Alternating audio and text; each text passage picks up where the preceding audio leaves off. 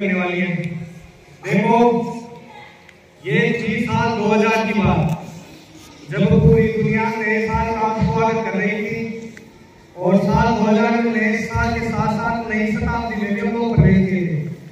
भाई 20वीं सदी से 21वीं सदी में हम लोग उस समय भारत में एक बहुत बड़ी घटना घटी थी। मात्र 21 साल और 7 दिन की एक बच्ची, उसकी उम्र थी 21 साल और 7 दिन, उसने IAS परीक्षा में टॉप किया। ये उस समय का रिकॉर्ड था। अब से पहले इतनी कम उम्र की बच्ची IAS परीक्षा में टॉप नहीं कर पाई थी या उस पद तक नहीं पहुंच पाई थी। इनसे बड़ी अपेक्षाएं थी, क्योंकि पहली कक्षा से लेकर यूनिवर्सिटी तक ये अपने क्लास में हमेशा फर्स्ट आती थी। इनका दिमाग बहुत तेज था। यूनिवर्सिटी में गोल्ड मेडलिस्ट थी। उम्मीद के अनुसार ये IAS में भी टॉप करती है, IAS बनती है और झारखंड में इनकी पहली पोस्टिंग होती है। पोस्टिंग के दौरान क्योंकि इनसे काफी अपेक्षाएं थी, इनको शिक्षा विभाग मिलता है और वहाँ जो किताबों के मामले में या पुस्तकालय से संबंधित जो इनके पास चार्ज आता है, ये देखते हैं इसमें बड़ा घोटाला हो रहा है और उस घोटाले को ये उजागर करती है और जो दोषी होते हैं उनको सजा दिलवाती है। तेज तर्रार यंगेस्ट IAS ऑफिसर थी। और भी इनके कई काम होते हैं जो अपनी ईमानदारी से और बिल्कुल जैसे आप अपेक्षा कर सकते हो एक टॉपर से, भाई ये देश के लिए पूरे समर्पित होकर काम करेंगी, उनके सारे काम करती है।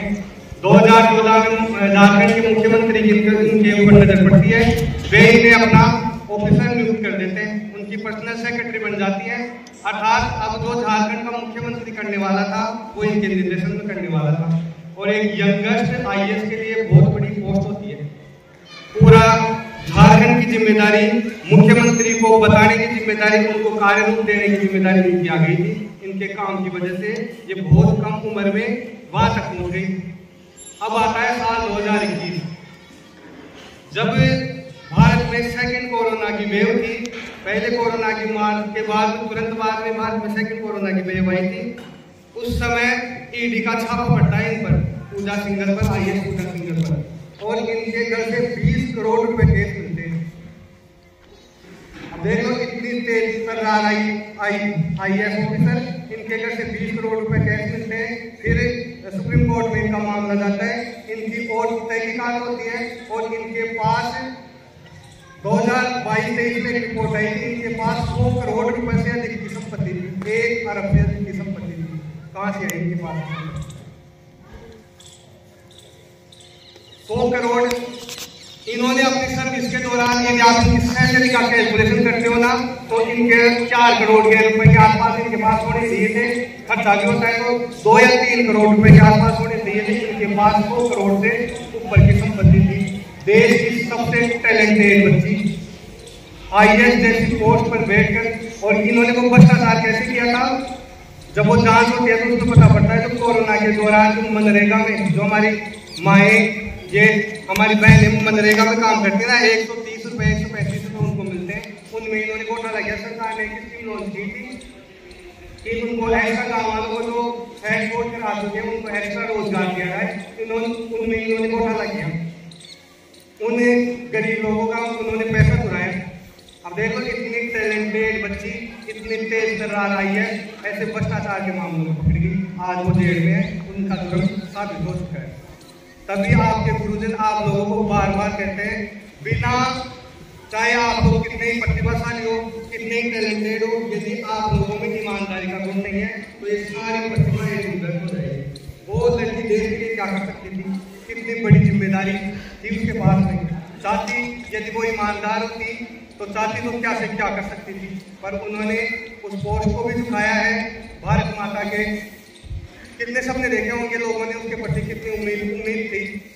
उम्मीद करती होगी भारत माता भी भाई ये अपने लिए कुछ करेगी, और वो भ्रष्टाचार के जाल में फंस जाती है।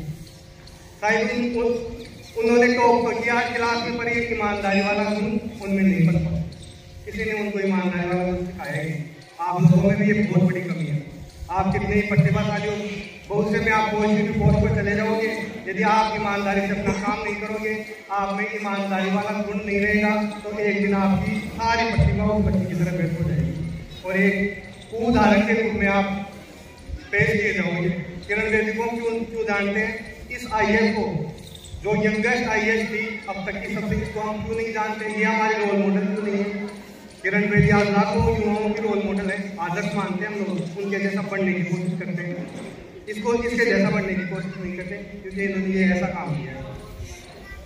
तो बच्चों, आप मेहनत करो, जी जान से मेहनत करो, अपनी क्षमताओं का विकास करो और अपने व्यक्तित्व में, अपने ईमान में, अपनी पर्सनैलिटी में, अपने व्यवहार में, अपने काम में इस ईमानदारी को जरूर जोड़ो।